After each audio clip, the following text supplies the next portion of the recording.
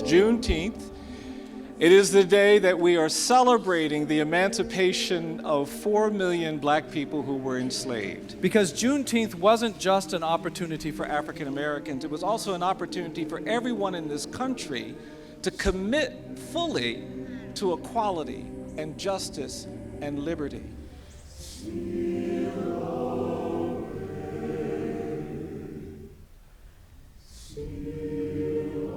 And the truth is, our country failed.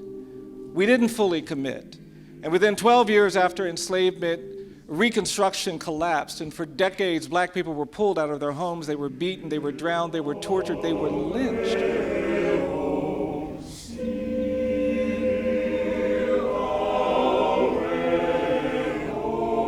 We had a Civil Rights Act and a Voting Rights Act, and those acts in the 1960s were an opportunity for us to fully commit to equality and justice. And once again, we failed. We made progress, but we failed to fully achieve the kind of equality and justice that we need.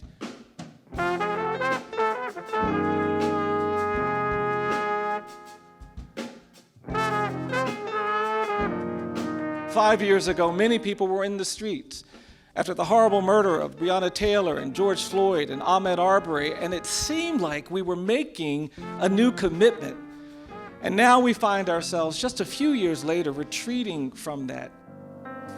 Sometimes you have to gaze into a well to see the sky. So while we are celebrating this Juneteenth, we are also preparing to continue the struggle, to continue the fight. Because if we don't do that, people will be in settings like this 100 years from now still saying we have failed to fully achieve the kind of equality and justice that we need. Back in Black Mountain, a child will smack your face. There's a soundtrack to the struggle for justice. During enslavement, enslaved people survived because they had a way of expressing their grief, their pain, their anguish in song. And the spirituals created an art form that wasn't just comforting to those who were enslaved. It sometimes gave messages about how we were going to achieve escape and freedom. And that legacy of music was critical to surviving. We recorded something in the reflection room of our museum. And you know, we have nothing but photographs on that wall. Sojourner Truth, Harriet Tubman, W.E.B. Du Bois, Frederick Douglass, Ida B. Wells, Dr. King, Rosa Parks. All of these legends their portraits are on the wall, but honestly felt like when Jason and the choir began to sing, all of those people just started to smile.